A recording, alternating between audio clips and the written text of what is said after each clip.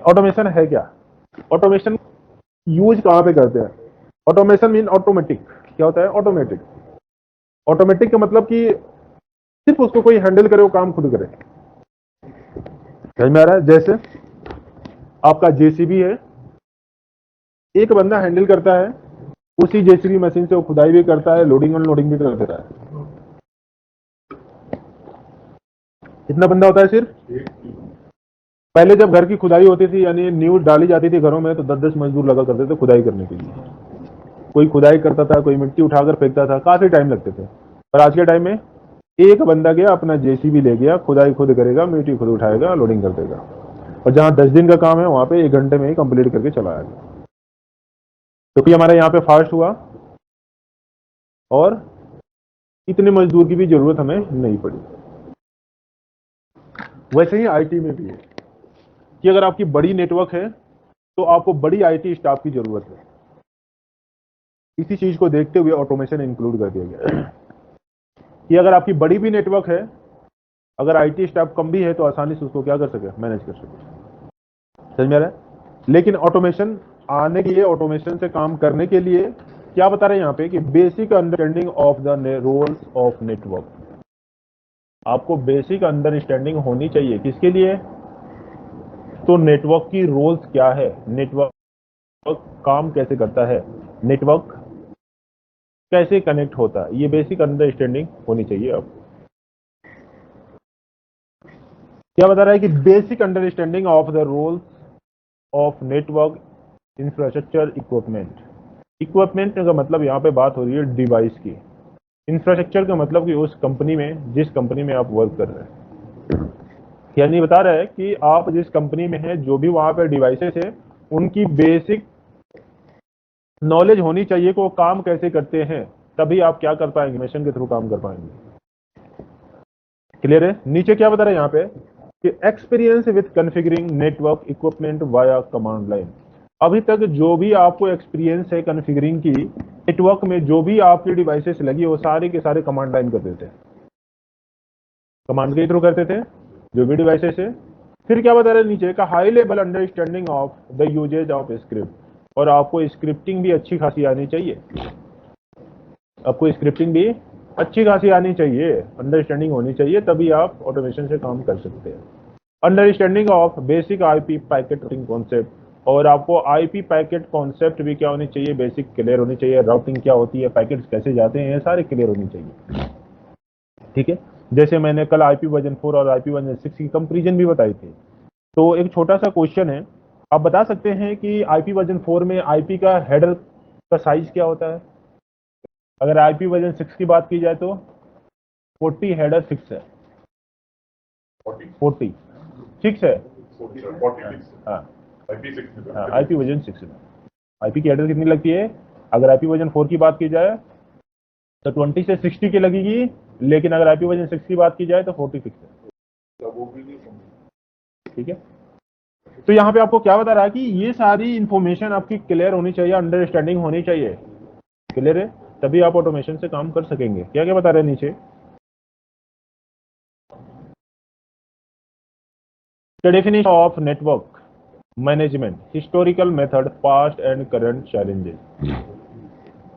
नीचे what e-commerce network management, physical installation of new equipment, initial configuration of equipment, monitoring and testing, software upgrade and patches, configuration turning and enhancement. क्या बता रहा है कि network को manage करने के लिए आपको क्या क्या करना पड़ता है? तो फिजिकल इंस्टॉलेशन भी करनी पड़ती है नई डिवाइसेस की, उसकी इनिशियल कॉन्फ़िगरेशन भी करनी पड़ती है, उसकी मॉनिटरिंग एंड टेस्टिंग भी करनी पड़ती है, आपको सॉफ्टवेयर का भी अपग्रेड भी करना पड़ता है, पैच भी करना पड़ता है, कॉन्फ़िगरेशन भी करनी पड़ती है, उसको इनहांस भी करता है।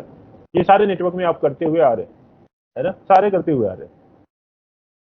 Past present method of management, जो पहले मेथड यूज होता था, जो अब मेथड यूज हो रहा है, और जो आने वाला मेथड है वो क्या हो सकता है? तो पास्ट एंड प्रेजेंट, ये जो चला गया और जो हो रहा है उसकी बात कर रहे हैं। Of the method of the management, configuration, trouble shooting, software upgrades. क्या बोल रहा है कि अगर कॉन्फ़िगरेशन करना है, ट्रबल शूटिंग करना है या सॉफ्टवेयर अपग्रेड्स करना है तो कैसे करते थे आप? तो अगर कॉन्फ़िगरेशन करनी है तो एसएसएच, टेलनेट या कंसोल के थ्रू करते थे। यही करते थे, या तो टेलनेट लेकर कर लेंगे, या तो एसएसएच लेकर कर लेंगे, या तो कंसोल से लेकर कर लेंगे। करते थे और कर रहे भी है। समझ में आ रहा है? एक तो करते थे, पहले करते थे, लेकिन अभी भी इसी से कर रहे हैं, अभी भी इसी से कर रहे हैं। फिर क्या बता रहे हैं यहाँ पे, लिमिटेड एसएनएमपी, यानी लिमिटेड जगह पे यूज क्या करते थे लोग, SNMP, software network management protocol, यानी इस टूल्स के थ्रू लिमिटेड जगह पे यूज होता था, लिमिटेड जगह पे काम होता था। स्क्रिप्ट यानी कोडिंग, अब जो हम करने जा रहे हैं किससे करेंगे, स्क्रिप्टिंग के थ्रू करेंगे, कोडिंग से करेंगे। नोटपैड, नोटपैड से भी किया जाता था। वो कैसे होता था कि जैसे कमांडे हमने नोटपैड पे लिख लिया और क्या कर दिया, सिर्फ कॉपी पेस्ट करके रन करा दिया तो भी चल जाता था। बैच फाइल क्या ऐसे भी फाइल रख सकते हो, तो समझ आ रहा है? Short network management protocol.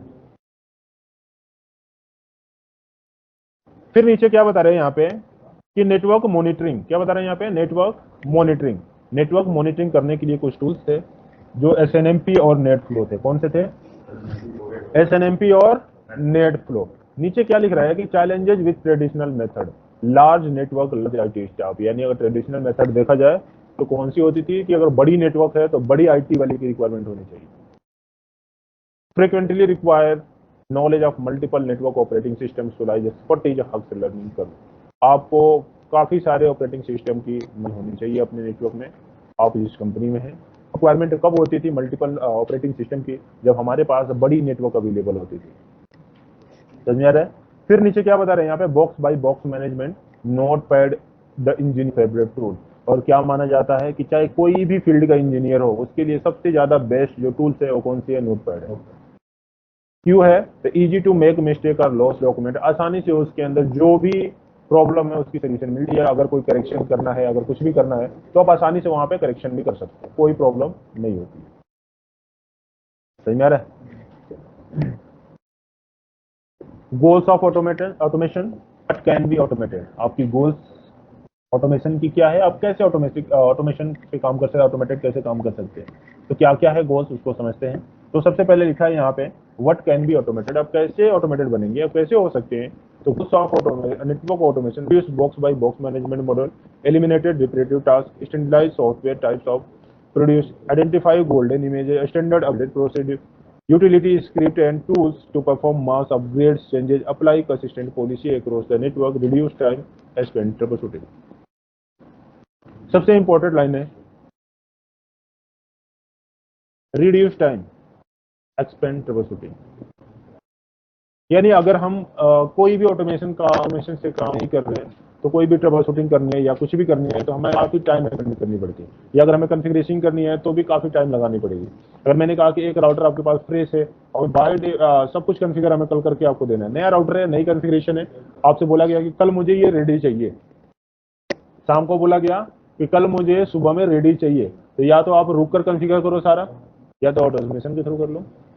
अगर आप घर पे हैं तो उसकी कॉन्फ़िगरेशन नहीं करते, लेकिन ऑटोमेशन से करने तो आप घर से भी कर सकते हैं। कैसे करेंगे कि ऑटोमेशन एक टूल सबको प्रोवाइड करता है और एक स्क्रिप्ट बनाता है, आप स्क्रिप्ट अपने घर पे लिख ले, आप तुरंत क्या करते हो उसको स्क्रिप्ट को अप्लाई करते हैं, ऑटोमेटिक कॉन्फ़िगर हो जाएगा सारा चीजें, आपको करने की जरूरत नहीं है, अपने घर पे ही सारा कमांड चला लिया, सिर्फ अप्लाई कर दिया और सारी कमांड पे चल जाएगी। वो कैसे चलेगी वो अभी हम करके देखेंगे। ठीक है, क्या लिख रहा है कि व्हाट कैन बी ऑटोमेटेड, आपको कैसे ऑटोमेटेड, देखिए क्या बता रहा है कि plug and play initial provisioning, path segregation and via dynamic overlay network, automated any dynamic queues policy, dynamic security policy, schedule, software deployment, topology, virtualization, intelligent and automation, solution to troubleshooting problem। ये सारी चीजें कैसे करेंगे आप, automated. तो मेरा नीचे क्या लिखा है, ऑटोमेशन ओरिजिन पॉइंट, क्या बता रहा है ऑटोमेशन ओरिजिन पॉइंट में कि network management automation can happen from 3 different origin, यानी 3 चीजें ऐसी है जिससे आप ऑटोमेशन पॉइंट्स कर सकते हैं, यानी पॉइंट्स बना सकते हैं। क्या क्या बता रहे हैं, एसडीएन कंट्रोलर, अगर आपको ऑटोमेशन करना है तो एसडीएन कंट्रोलर भी होनी चाहिए आपके नेटवर्क में, server running network management protocol भी होनी चाहिए, on the box automating using building scripting भी आपके पास होनी चाहिए, तभी आप इन तीनों डिफरेंट ओरिजिन से क्या कर सकते हैं, ऑटोमेशन कंप्लीट कर सकते हैं।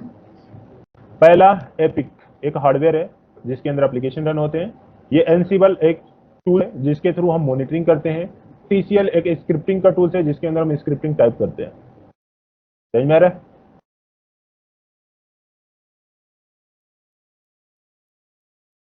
एचडीएन कंट्रोलर, सॉफ्टवेयर डिफाइंड नेटवर्क, क्या होता है, सॉफ्टवेयर डिफाइंड नेटवर्क। क्या बता रहे हैं यहाँ पे कि SDN software network defined a controller is the integral part of SDN to form factor software pre-installed on physical chassis, यानी ये हमारी अभी फिजिकल चेसिस है जो एपी है अलायंस है, ठीक है। Software install on your server या क्लाउड, आप चाहें तो आपके पास जो सर्वर है उसमें इंस्टॉल करें या आप क्लाउड में रखना चाहते हैं क्लाउड में रखें।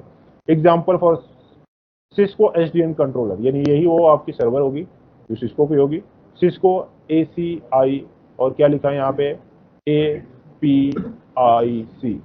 तो क्या बता रहे हैं यहाँ पे कि सिस्को के दो डिवाइस है, एक कौन सी है एपिक ACI और दूसरा एपिक कौन सी है EM, ठीक है। क्या बता रहे हैं यहाँ पे कि नेटवर्क ऑटोमेशन सॉफ्टवेयर टूल्स, तो कौन कौन से सॉफ्टवेयर टूल्स हैं, तो network automation tools that can assist SDN controller. कौन असिस्ट कर रहा है आपको, एसडीएन कर रहा है, यानी एसडीएन कंट्रोलर आपको असिस्ट कर रहा है।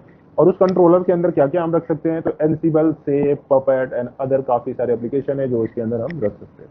और जो एनसिबल है वो कौन से, ये जो एनसिबल है, सेफ है, पपेट है और जो अदर टूल्स है वो सारे टूल्स आपके कौन से है, नेटवर्क मॉनिटरिंग की, किसकी है, नेटवर्क मॉनिटरिंग टूल्स है। कौन सी है ये, नेटवर्क मॉनिटरिंग टूल्स है। चलिए देखिए इधर क्या लिख रहा है, scripting for network automation, many available scripting language, काफी सारे ऐसे स्क्रिप्टिंग की लैंग्वेज अवेलेबल है। Origin point for script initialised on remote device and command send over N IP connection, यानी जो भी आप स्क्रिप्टिंग करेंगे वो किसके थ्रू करेंगे, तो over IP connection, over N IP connection, एक आईपी कनेक्शन के ही थ्रू करेंगे। इससे मतलब क्या पता चला कि हम ऑटोमेशन के थ्रू तभी काम कर सकते हैं जब राउटर के अंदर हमने इनिशियल कॉन्फ़िगरेशन कर रखा है, यानी कम से कम उसमें हमने रिमोटली सर्विसेज कॉन्फ़िगर कर रखा है। अगर हमने रिमोटली सर्विसेज कॉन्फ़िगर कर रखा है तो हम आसानी से क्या कर सकते हैं, ऑटोमेशन के थ्रू उसके अंदर कॉन्फ़िगरेशन कर सकते हैं। तो script bill into devices software invoke on the box, और पॉपुलर जो एग्जांपल में सॉफ्टवेयर क्या लिखा है, TCL एंड पाइथन। तो हम जो करके देखेंगे वो किससे करेंगे, पाइथन से करेंगे। किससे करेंगे, पाइथन से करेंगे। तो चलिए हम बताते हैं कि कैसे होगा और कैसे काम करनी है हमें। तो पाइथन यूज करने के लिए सबसे एक सॉफ्टवेयर आपको इंस्टॉल करनी पड़ेगी जिसको बोलते हैं विजुअल स्टूडियो। आपके लैपटॉप में विजुअल स्टूडियो इंस्टॉल होना चाहिए या एनाकोंडा इंस्टॉल होना चाहिए। तो हमने यहाँ पे विजुअल स्टूडियो इंस्टॉल कर लिया। विजुअल स्टूडियो के अंदर एक सबसे बड़ी अच्छी खासियत ये है कि जब भी इसके अंदर अपग्रेडेशन या कोई ऐसा इशू आता है तो आपको शो कर देता है और आपको बता देता है। जैसे अभी अपडेट आई है तो हमें बता दिया कि ये अपडेट आई है और रन करके आप चेक कर सकते हैं। जैसे मैं रन में जा रहा हूँ तो यहाँ पे बता रहा है कि ये रीस्टार्ट एक्सटेंशन करने के लिए बोल रहा है। जो भी चीज़ें इसके अंदर प्रॉब्लम आती है वो आपको बता देते हैं। जैसे मैं अभी देखें सारे रीस्टार्ट करने के लिए बोल रहे हैं तो मैंने यहाँ पे रीस्टार्ट कर दिया, ठीक है, और ये रीस्टार्ट हो गया। ये अपडेट के लिए भी बोल रहा है, डिबगिंग अपडेट हो रहा है, रीस्टार्ट हो रहा है, इंस्टॉलेशन हो रही है। तो पहले ये इंस्टॉल हो जाए उसके बाद हम आगे देखते हैं। तो देखिए यहाँ पे बोल रहा है कि प्री रिलीज प्री वजह अपडेट, चले अपडेट करा लेते हैं। चलो तब तक ये साइन इन हो रहा है, इनको चलने दो, ठीक है। और हम बात करते हैं यहाँ पे फाइल्स की। तो ये काफ़ी सारे फाइल्स है जो मैं यहाँ से डिलीट कर देता हूँ, डिलीट नहीं करेंगे यहाँ पे, ठीक है। अब हमने एक यहाँ पे फाइल बनाई है, विजुअल व्यू है। यहाँ पे अगर सर्च जाकर टाइप करेंगे पाइथन, सिंपल है, यहाँ पे जाना है आपको सर्च में, ये डिबगिंग का है, रन डिबगिंग। अगर कोई प्रॉब्लम होता है तो रन डिबगिंग करके चेक कर सकते हैं, पाइथन डो है, ठीक है। तो जो भी यहाँ से आपको अटैच कराने हैं आप आसानी से अटैच कर सकते हो, ठीक है। क्लास के अंदर जो सेव कर रहे हो ऑटोमेशन के नाम से है।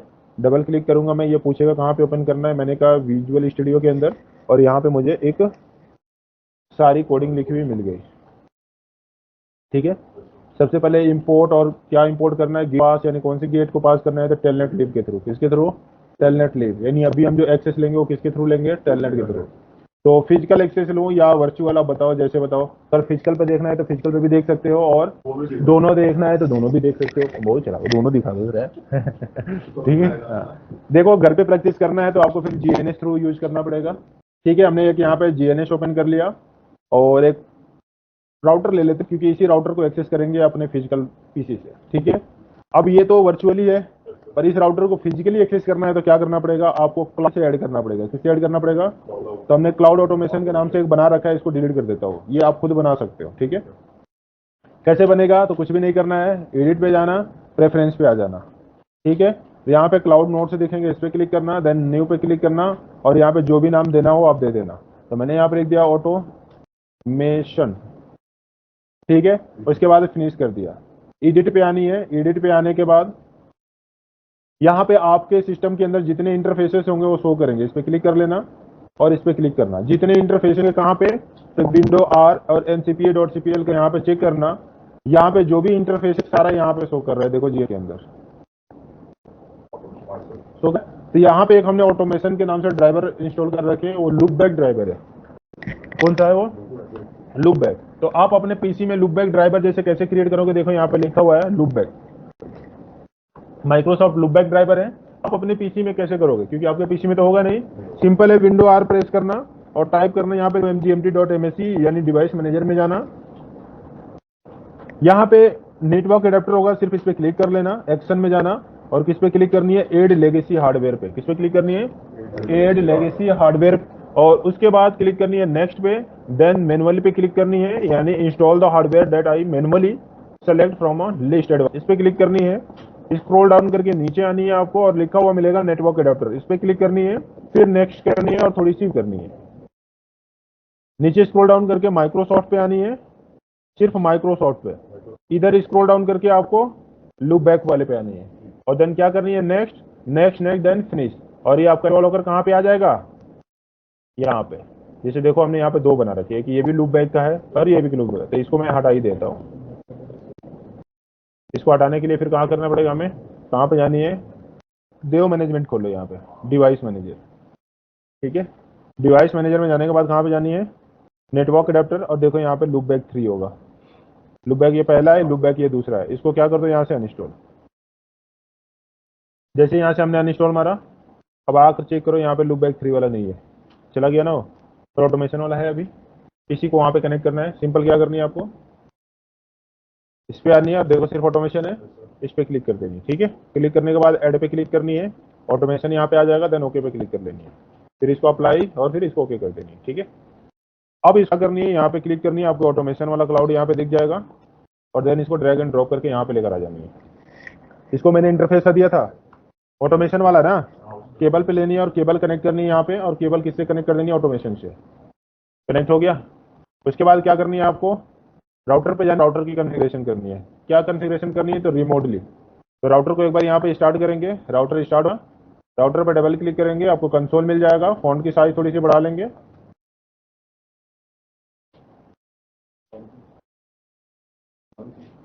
पानी है पर जूठा है, एक बोतल होगा देखो पीछे। चलो देखो यहाँ पे, उसके बाद चेंज सेटिंग पे जाए, बोल्ट 16 और ओके पे क्लिक कर दो, अप्लाई पे क्लिक कर दो, ठीक है। मैं जो इनिशियल कॉन्फ़िगरेशन है, इंटरफेस F0/0 से कनेक्टेड है। आईपी एड्रेस यहाँ पे दे लो, जो भी एड्रेस देनी है आप दे सकते हैं, इसी नेटवर्क से वो भी कनेक्ट होना चाहिए।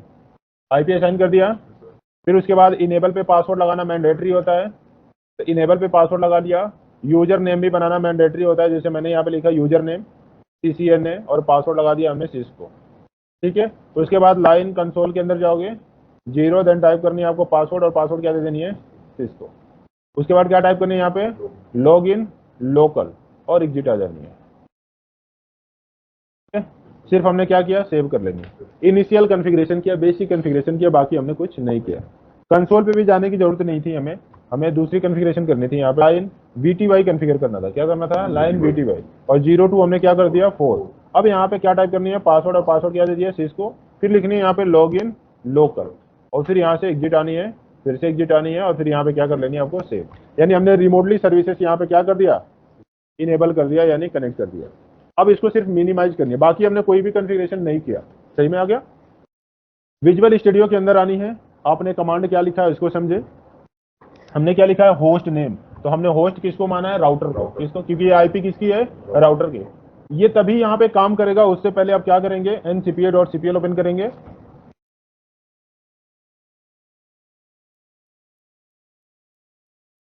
ncpa.cpl में आएंगे और लैन ड्राइवर पे अपने जाके जो लूपबैक वाली वहां पे ऑटोमेशन वाली सेलेक्ट किया था, सेम नेटवर्क में इसको कर देंगे। तो वहां पे भी 10 है तो यहाँ पे भी किसका होनी चाहिए, तो 10.0.0.2 गेटवे क्या बनेगा, राउटर की आईपी, और ओके कर देनी है। अब देखिए यहाँ पे नेटवर्क लिखा रह गया, नेटवर्क लिखा गया मतलब ये नेटवर्क में कनेक्ट हो जाएगा।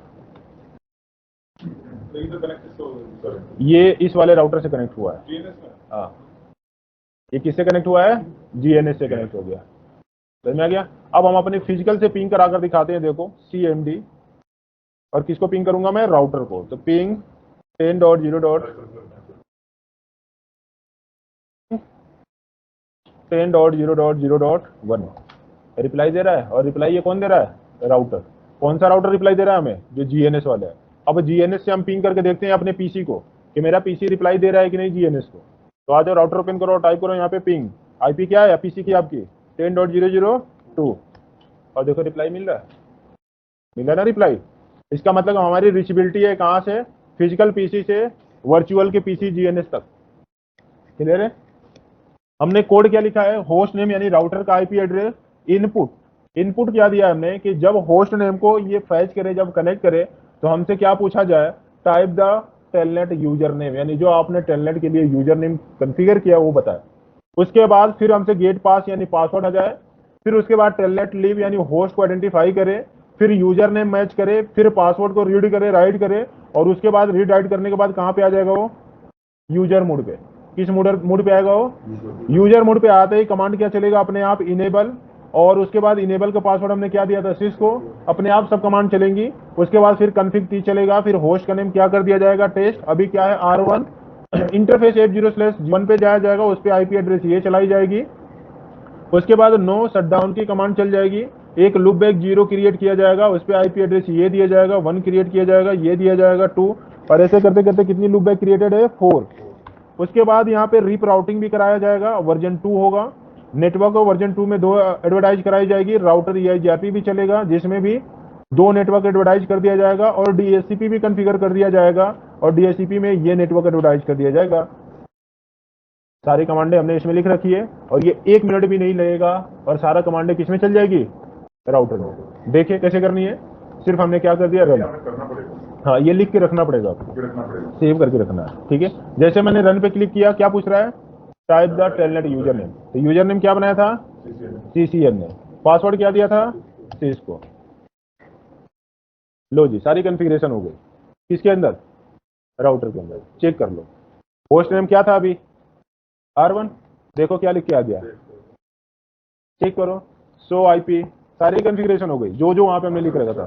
शो आईपी, हाँ देखो यहाँ पे शो आईपी इंटरफेस ब्रीफ, और देख सकते हो लूपबैक की भी इंटरफेस बन गई, आईपी असाइन भी हो गया, राउटिंग सब अप हो गया है ना, राउटिंग भी असाइन किया, राउटिंग भी कराया था। तो चेक कर सकते हैं, शो आईपी रूट, कौन कौन सी राउटिंग कराई थी, सारी रूट की इन्फॉर्मेशन आ रहा है। शो आईपी प्रोटोकॉल, और प्रोटोकॉल्स में क्या बता रहा है कि राउटिंग रिप भी कराई है, वर्जन कौन सा कराया है, 2। देख सकते हैं सेंड में 2 और रिसीव में भी 2, यानी वर्जन 2 चल रहा है। 2 नेटवर्क यहाँ पे एडवर्टाइज किया है, राउटिंग EIGRP भी आपने कराया है, और कितनी नेटवर्क एडवर्टाइज किया है, यहाँ पे भी 2 एडवर्टाइज किया है। आपने DHCP भी कॉन्फ़िगर वहां पे किया था, तो चेक करने के लिए कमांड चलाओ, शो चेक करो, देखो यहाँ पे DHCP कॉन्फ़िगर है। कितना टाइम लगा, देखिए सर, ये इसने एक पूछा कि कौन से राउटर में ये कौन से राउटर में करना है, कौन से राउटर में, जिसका आपने यहाँ पे क्या दिया है, होस्ट ने, सिर्फ उसी में करेगा। जिसकी आईपी देंगे उसी में चेंजिंग होगी। फिजिकल डिवाइस कैसे करता हमें विजुअल स्टडी करना है, ये और से भले ही कंसोल से या फिर टेलनेट के थ्रू। कितना टाइम लगा, अगर मुझे DHCP हटानी है, क्या करनी है, DHCP हटानी है, कि मुझे DHCP नहीं चाहिए, तो मैं क्या कर दूंगा, यहाँ पे नो कर दूंगा, सेव, कंट्रोल है, सेव, रन कर देंगे। और क्या पूछ रहा है, यूजर नेम CCN है, पासवर्ड सिस को। लो जी कमांडें चल गई, तो ये डालना पड़ेगा, लेकिन कुछ कमांडें यहाँ पे गलत आई है। क्या दिखा रहा है यहाँ पे,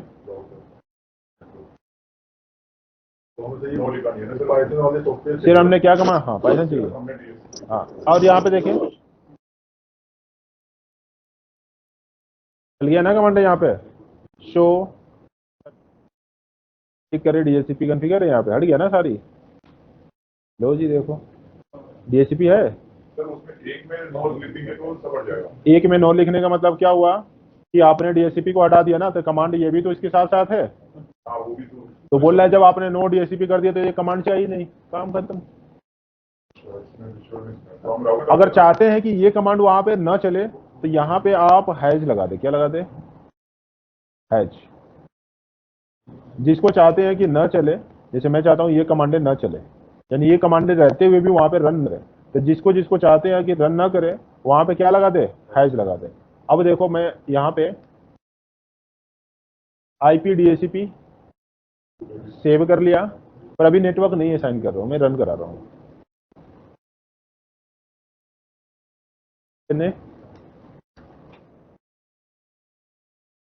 इसी ने इसको कमांड चल गया, बोल रहा है कि पुल क्रिएट हो किया है, चेक करना है तो आगे चेक करो। पर नेटवर्क अभी क्रिएट एडवर्टाइज हमने नहीं किया है। Show run.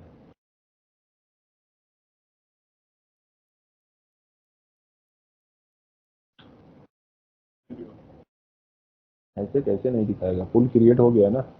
पुल का नेम क्या दिया है हमने? पुल का नाम क्या दिया है? एबीसी ना। देखो यहाँ पे आ जाओ, पुल का नाम क्या दिया है? एबीसी। लेकिन ये कमांड क्यों नहीं चली? क्योंकि इसके आगे हमने क्या लगा दिया है? हैज। अगर हैज को हटा देंगे तो सिर्फ नेटवर्क, अभी देखो सिर्फ हमने पुल में क्या दिया है? नेटवर्क। सेव कर लेते हैं और फिर इसको रन करा देते हैं।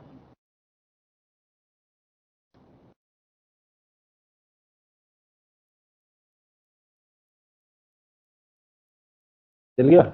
आ जाओ जी, चेक करो अब यहाँ पे पुल में हमने सिर्फ क्या दिया है? बाकी कमांडें भी तो लिखी हुई है ना इसमें, पर वो रन नहीं कर रही है। क्यों नहीं रन कर रही है? क्योंकि हमने हैशटैग लगा दिया यहाँ पे। इसको क्या कर दो? रिमूव, और फिर क्या कर दो? सेव, और फिर से रन करा दो। अब सारी कमांडें जाएगी। लो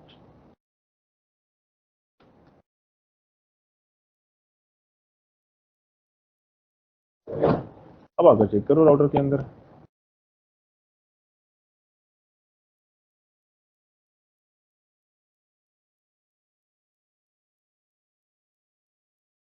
तो जी आ रही है, चले गए? कोई डाउट अभी? समझ गए। समझ गए? तो सर जब यूज कर रहे थे दोनों नेटवर्क एक होना चाहिए, सेम नेटवर्क होना चाहिए। हाँ, नेटवर्क में है तभी आप ऑटोमेशन से काम कर सकते हैं। तो ये कोड है, ये कोड मैं आप लोगों को ग्रुप में शेयर कर देता हूँ, ठीक है।